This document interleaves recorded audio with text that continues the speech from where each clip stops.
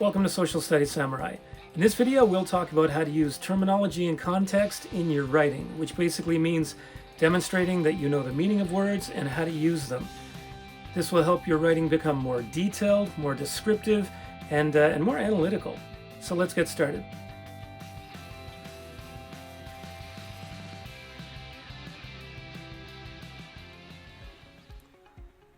Okay, everybody, let's talk about how to use terminology in context when you're writing. So in the video, we'll talk about what terminology and context actually means. We'll talk about why this is important to you. And we'll talk about the relevant MYP assessment criteria and the ATLs for individuals and societies, but closely connects to social studies and other subjects as well. We're going to talk in detail about using terminology in context. And then we'll do sample and just a little activity at the end. So what does this terminology and context thing actually mean? Basically, it means that you're choosing subject-specific words and you use them correctly when you're writing sentences, paragraphs, essays to explain your ideas clearly and accurately. So, in our subject, or my subject, we look at words that are related to history, geography, economics, politics and civics, anthropology, that kind of thing. And we use them correctly, but also in a way that shows we understand what they mean. So why is this important? Because it is. Basically, it shows understanding. It shows that you're using the best terms for what you're about to write. It shows you understand a concept, not just a topic. You can use a variety of words for something you're writing, but sometimes some words are actually better. It also improves your clarity in your writing. It helps the reader understand exactly what you are trying to explain or communicate.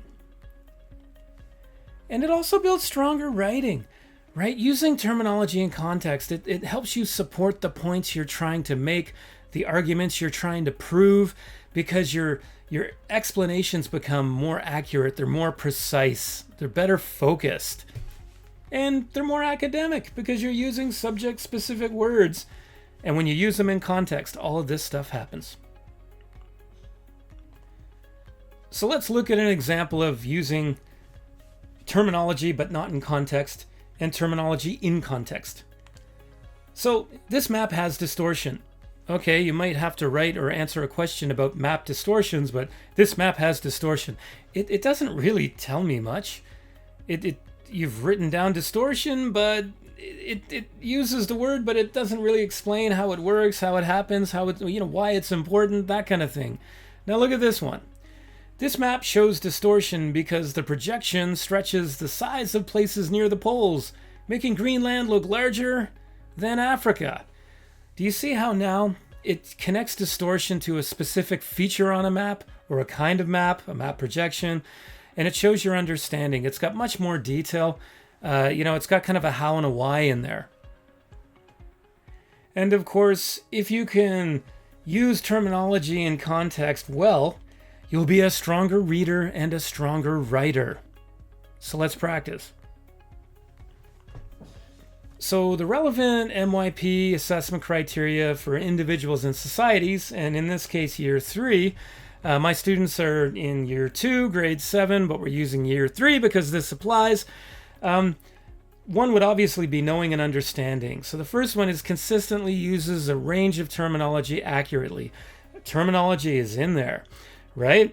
And so this really means that most of the time you're using subject-specific words. If you're writing about geography or maps, or maybe something in history, you're using a range of words for that topic or subject, and you're using it accurately. Next, you demonstrate excellent knowledge and understanding of content and concepts through developed and accurate descriptions, explanations, and/or examples.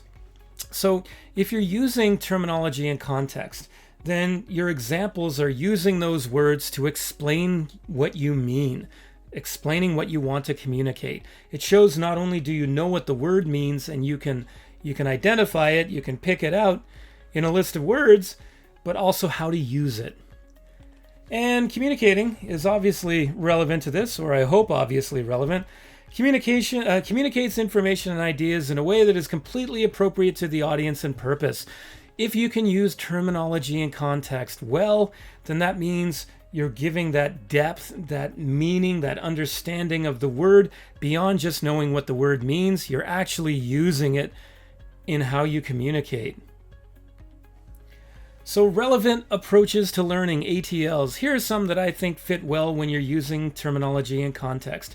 Communication, using appropriate forms of writing for different purposes and audience. This means that if you're using terminology and context when you're writing a sentence, a paragraph, or an essay, whatever purpose it is, your writing will be stronger because you're not only using words, but you're using words in a way that shows you know what they mean. Use and interpret a range of discipline-specific terms and symbols, and that actually fits with what I just said. You're using the words for whatever the topic you're talking about for academic writing, and you're using them accurately. Paraphrase accurately and concisely. So if you can really use terminology and context well, and you're using subject-specific words, if you're doing that accurately and concisely, you're kind of writing in your own words, and you're paraphrasing the big ideas that you want to communicate. So for critical thinking, evaluate evidence and arguments. When you are explaining something by using terminology and context, showing that you understand what these words mean, it actually shows that you're evaluating the evidence that you're using in your writing. And when you draw reasonable conclusions and generalizations, if you use terminology and context very well, then you can do this. You can prove your point, make your conclusion, answer that question because you've used words in a way that shows you understand what they mean, not just what they mean. You can actually use them to explain stuff. So let's look at an example of terminology in context. So in this example, the question is, how can different types of maps help us understand both physical and human geography? So you might want to pause the video and then read through the paragraph and think about what are some of the important words? What do I think the key words, the subject-specific words in this paragraph are? And then think of how I'm using them in context. So pause the video. I'll explain in a moment. All right, so let's look at how I've used terminology and context here. So first, the bolded words. Those are the subject-specific vocabulary words I was asked to use.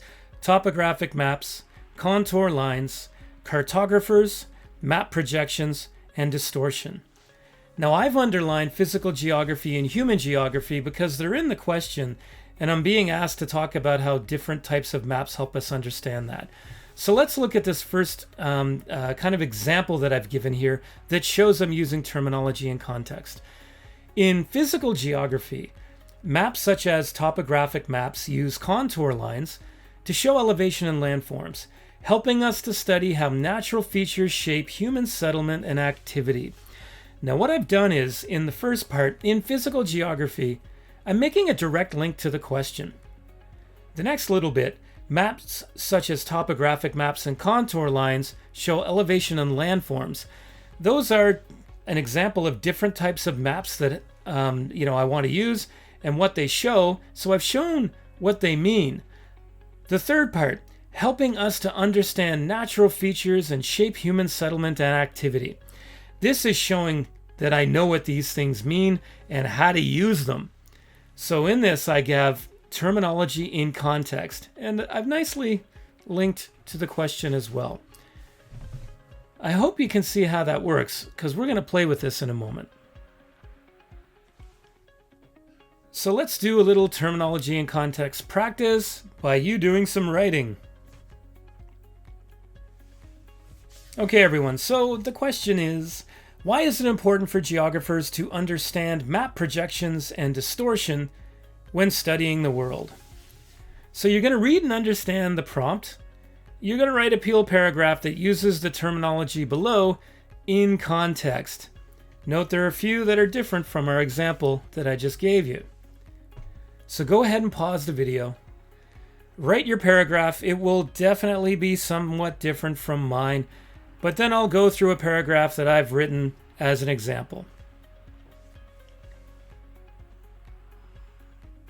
Okay, so the question is, why is it important for geographers to understand map projections and distortion when studying the world? And I had to use these terms and phrases: map projection, distortion, Mercator projection, equator, and map bias. So you can see here it's a peel paragraph, and if you looked at the last video, it should be familiar. The point I'm making in this paragraph: since the Earth is round, any flat map will have some amount of distortion, meaning certain areas may look larger, smaller, or differently shaped than they really are. Now, my words and phrases highlighted in yellow show that I understand terminology, what it means, and context, how to use it. So that second sentence, understanding distortion helps geographers avoid map bias and make fair, accurate interpretations of the world. I've shown that I know what distortion means and how to use it, along with map bias, in context. I show I know the words and how to use them. The next two sentences, they kind of work together. Geographers must understand map projections and distortion to study the world accurately. For example, the Mercator projection shows shapes correctly but makes areas near the poles appear much larger than those near the equator. So again, I put in actually 4 of my terms that I have to use, but with these two sentences together, I show I know what they mean, and by using them in context, it means I know how to use them, not just what they mean. This matters because maps are used to make important decisions about borders, travel, and global resources. That's my link that brings everything together. So that's how to use terminology in context when you're writing. It applies to writing sentences and paragraphs, short answers, essays, and all of that. It takes time to get good at this, so keep building your vocabulary and understand what words mean, but also how to use them in different kinds of writing to show that you know what they mean and how to use them. It takes time. You'll get there. Keep practicing. You got this. Hope you liked the video. There's more on Instagram, Facebook, X, and on the web. Hope to see you again.